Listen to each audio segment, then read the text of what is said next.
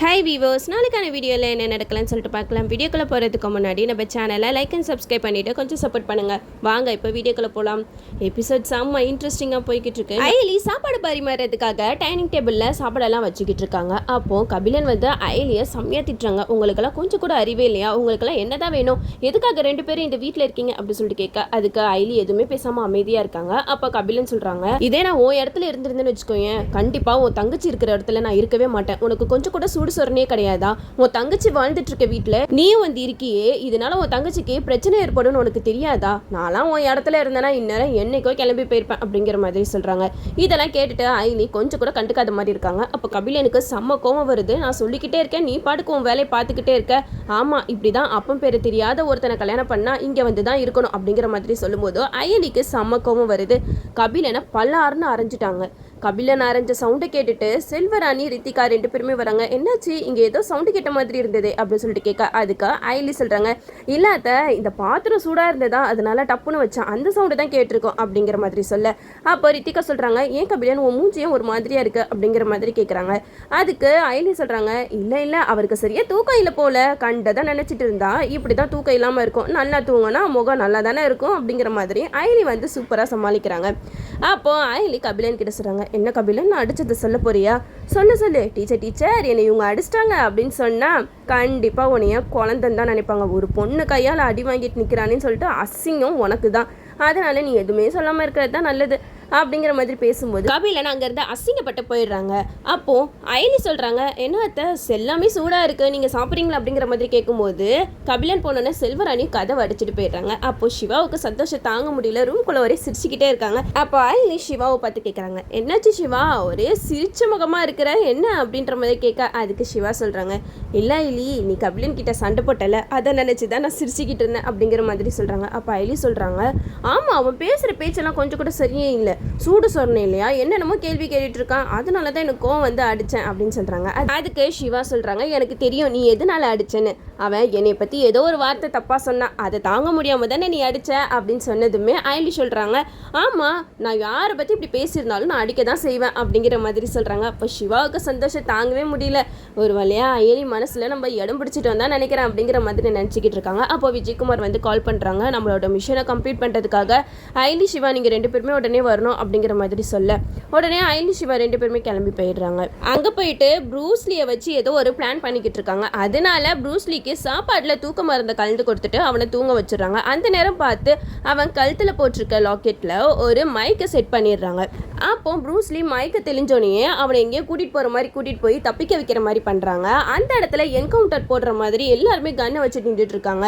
அந்த இடத்துல ப்ரூஸ்லி கிட்ட எல்லா உண்மையும் கேட்குறாங்க. நீ ஒழுங்கு மரியாதையாக எங்ககிட்ட வர்மாவை பற்றின உண்மையெல்லாம் சொல்லு, அவனுக்கு யாரோட லிங்க் இருக்குது, என்னென்னலாம் பண்ணுறான், அதெல்லாம் சொன்னேன்னா ஏதோ உன்னைய தப்பிக்க விட்டுருவோம். அப்படி இல்லை, நீ உண்மையை சொல்லாமல் இப்படியே இருந்தேன்னா கண்டிப்பாக எங்கள் கையால் நீ சாக வேண்டிதான் அப்படிங்கிற மாதிரி சொல்கிறாங்க.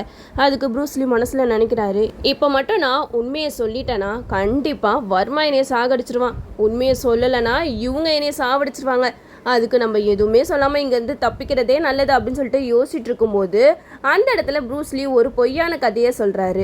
அந்த கதையெல்லாம் கேட்டுட்டு ஐலி வந்து துப்பாக்கியெல்லாம் கீழே இறக்கிடுறாங்க. எல்லாரும் கன்னை கீழே போட்டோன்னே ப்ரூஸ்லி தாண்டா சாக்கு அப்படின்னு சொல்லிட்டு ஐலி கையில் இருக்கிற கன்னை வாங்கி ஐலி தலையில் வச்சிடறாரு. அதனால எல்லாருமே பயங்கரமாக ஷாக் ஆகுறாங்க.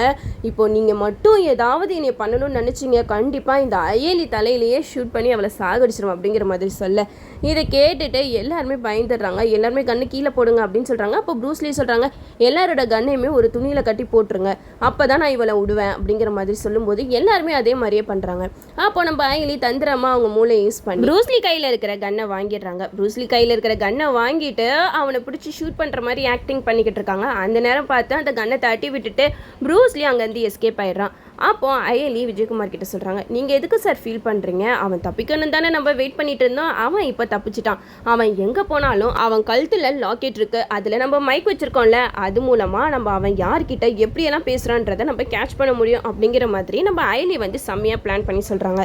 அப்போ விஜயகுமார் சொல்கிறாங்க, அப்போ நம்மளோட மிஷன் சக்ஸஸ் அப்படிங்கிற மாதிரி சொல்லிட்டு எல்லாருமே அந்த ஆப்பை ஃபாலோ பண்ணுறதுக்காக போயிடுறாங்க. அந்த நேரம் பார்த்து ஐலியும் ப்ரூஸ்லி பின்னாடியே போகிறான். கண்டிப்பாக அவன் எங்கே போகிறான்றதை நம்ம கண்டுபிடிக்கணும், ஆனால் இவன் பின்னாடி ஓடினா தான் வேலைக்காகும் அப்படின்னு சொல்லிட்டு அயலியும் பின்னாடியே ஓடுறாங்க. அப்போ கரெக்டாக வர்மா கார் வருது. வர்மா காருக்கு முன்னாடி ப்ரூஸ்லி விழுகிறாங்க. அப்போது அயலி வந்து வர்மாவை பார்த்ததுமே முடிவு பண்ணிடுறாங்க, நம்ம யார்கிட்ட இவன் மாட்டணும்னு நினச்சோமோ அவன்கிட்டே மாட்டிக்கிட்டான், இனிமேட்டு நம்ம இந்த ஆப்பை ஃபாலோ பண்ண வேண்டியதான் அப்படிங்கிற மாதிரி அப்படியே நின்று யோசிச்சுட்டு இருக்காங்க. அப்போது ப்ரூஸ்லி வந்து வர்மா காருக்குள்ளே போயிடுறாரு. அந்த இடத்துல வர்மா வந்து ப்ரூஸ்லியை கூட்டிகிட்டு போயிடுறாங்க. அப்போ ப்ரூஸ்லி வந்து வர்மா கிட்ட பேசிக்கிட்டு இருக்காங்க. என்ன அவங்கள பார்த்ததுமே அயலி பயந்துட்டா போல அப்படிங்கிற மாதிரி சொல்ல, அதுக்கு வர்மா சொல்கிறாங்க, இல்லைடா நம்ம அப்படி நினைக்கவே கூடாது, அவள் கண்ணில் நான் அந்த ஒரு வெறியை பார்த்தேன், அவன் பயந்த மாதிரிலாம் தெரியலையே, அவள் ஏதோ ஒரு பிளான் பண்ணுற மாதிரி தான் தெரியுது உன்னைய வச்சு அப்படிங்கிற மாதிரி வர்மா வந்து ப்ரூஸ்லி கிட்ட சொல்கிறாங்க. எது எப்படியோ நான் தப்பிச்சனே அதுவே போதும் அப்படிங்கிற மாதிரி ப்ரூஸ்லி வந்து வர்மா கிட்ட பேசிக்கிட்டு வராங்க. விஜயகுமார் கிட்ட அயலி சொல்கிறாங்க, சார் நம்மளோட பிளான் வந்து சக்ஸஸ் ஆகிடுச்சு, கண்டிப்பாக இப்போது ப்ரூஸ்லி வந்து வர்மா கிட்ட எல்லா விஷயத்தையுமே பேசுவான். அப்போ அந்த மைக் மூலமாக நம்ம எல்லாத்தையுமே கேட்டு தெரிஞ்சுக்கிட்டு அந்த கபிலன் தான் உண்மையான குற்றவாளினா அவனையும் நம்ம அரெஸ்ட் பண்ணுறதுக்கு தயங்கக்கூடாது அப்படிங்கிற மாதிரி அயலி வந்து விஜயகுமார் கிட்ட சொல்லிடுறாங்க. அதோட அயலி சிவா இவங்க 2 பேருமே வீட்டுக்கு கிளம்பி போயிடுறாங்க. அவங்க 2 பேரும் லேட்டாக வரதை பார்த்துட்டு இந்திராணி கேட்குறாங்க, என்ன 2 பேரும் இந்நேரத்தில் எங்கே போயிட்டு வரீங்க அப்படிங்கிற மாதிரி கேட்க, அதுக்கு அயலி சொல்கிறாங்க, இல்லை சிவாவுக்கு தூக்கம் வரலன்னு சொன்னாங்க, அதனால தான் வாக்கிங் மாதிரி நாங்கள் போயிட்டு வந்தோம் அப்படிங்கிற மாதிரி சொல்கிறாங்க. இதை கேட்டுட்டு ரித்திகா சொல்கிறாங்க, இல்லையே நீங்கள் சொல்கிறதெல்லாம் நம்புற மாதிரி தெரியலையே, அன்னைக்கும் அப்படி தான் எங்கேயோ போகிறேன்னு சொல்லிட்டு போயிட்டு வந்தீங்க, இப்போயும் அப்படி தான் உங்கள் இஷ்டத்துக்கு எங்கேயோ போயிட்டு வரீங்க, இது என்ன வீடு நினச்சிங்களா வேறு என்ன நினச்சிங்க அப்படிங்கிற மாதிரி ரித்திகா பேசும்போது அயலி எதையுமே கண்டுக்காமல் போகிறாங்க. அப்போ செல்வராணி சொல்கிறாங்க, பாத்தியா ரித்திகா இவளுக்கு எவ்வளோ திமுர் இருக்கும், எப்படி போகிற பற்றியா அப்படிங்கிற மாதிரி சொல்ல, அதுக்கு ரித்திகா சொல்கிறாங்க, எல்லாமே இந்த இந்திராணி கொடுத்த இடம் தான் அத்தை, அதனால தான் இவர் ரொம்பவே ஆடிக்கிட்டு இருக்கா அப்படிங்கிற மாதிரி சொல்ல, இதெல்லாம் கேட்டுட்டு ரித்திகா சொல்கிறாங்க, இருங்க இன்னும் கொஞ்சம் நாளில் இந்திராணியோட பொறுப்பெல்லாம் நான் பறிச்சுட்டேன்னு வச்சுக்கோங்களேன், அப்புறம் இந்த அயலி தெரியாமல் போயிடுவா அப்படிங்கிற மாதிரி சொல்கிறாங்க. அப்போ உதயகுமார் கிட்ட நேராக போயிட்டு எனக்கு சிஇஓ பதவி வேணும், நான் நாளையிலேருந்து அதில் உட்காரலான்னு இருக்கேன் அப்படிங்கிற மாதிரி சொல்லும்போது உதயகுமார் சொல்கிறாங்க, ஏம்மா அதுக்கெல்லாம் வயசு வேணும், நீ சின்ன பொண்ணு, இப்போ தான் உனக்கு கல்யாணமும் ஆயிருக்கு, நீ உன்னோட கல்யாண வாழ்க்கையை பாரு, அதை விட்டுட்டு எதுக்கு இதிலெல்லாம் போயிட்டு மூக்க நுழைச்சி தேவையில்லாத டென்ஷன் எல்லாம் நீ வாங்கிக்கிற அப்படிங்கிற மாதிரி கேட்கும்போது அப்போ ரித்திகா சொல்கிறாங்க, என்னம்மா நினச்சிட்டு இருக்கீங்க, நான் அந்த பொறுப்பெல்லாம் நல்லாவே பார்த்துப்பேன் அப்படிங்கிற மாதிரி சொல்லும்போது இந்திராணி சொல்கிறாங்க, இங்கே பார் ரித்திகா, நீ நினைக்கிற மாதிரி சிஇஓ பதவி ஒன்றும் அவ்வளோ ஈஸி கிடையாது, அதுக்கு வரதுக்கு எவ்வளோ கஷ்டப்பட்டிருக்கேன்னு தெரியுமா, அதுக்கெல்லாம் ஒரு டேலண்ட் வேணும் அப்படிங்கிற மாதிரி சொல்லும்போது ரித்திகாவுக்கு பயங்கரமாக இன்சல்ட் ஆகிடுச்சு. அது மட்டும் இல்லாமல் நம்ம அயலியும் சொல்கிறாங்க, இங்கே பார் ரித்திகா, ஃபஸ்ட்டு நீ நல்லா பார்த்துக்கோ, அதுக்கப்புறம் கம்பெனி பொறுப்பெல்லாம் பார்த்துக்கலாம் அப்படிங்கிற மாதிரி சொல்கிறாங்க. இதெல்லாம் கேட்டுட்டு நம்ம ரித்திகாவுக்கு பயங்கர இன்சல்ட்டிங் ஆகிடுச்சு.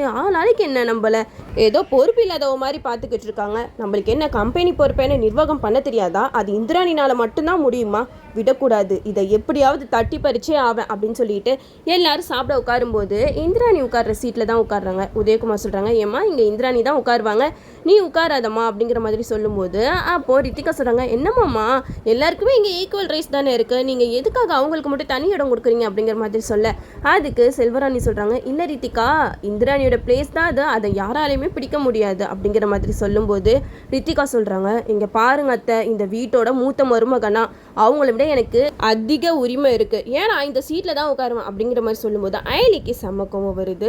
அயலி வந்து ரித்திகாவை அடிக்கிற அளவுக்கு போயிடுறாங்க. நம்ம இந்த வீட்டுக்கு வாழ வந்திருக்கோம், அதுக்கேற்ற மாதிரி நடந்துக்கணும், இப்படியெல்லாம் அதிகாரம் பண்ணிட்டு இருக்கக்கூடாது ரித்திகா அப்படின்னு சொல்லிட்டு செம்மையாக ரித்திகாவை வெளுத்து வாங்குறாங்க. ஓகே வீவர்ஸ், இந்த வீடியோ உங்களுக்கு பிடிச்சிருந்தா லைக் பண்ணுங்கள், மறக்காமல் நம்ம சேனலை சப்ஸ்கிரைப் பண்ணிடுங்க.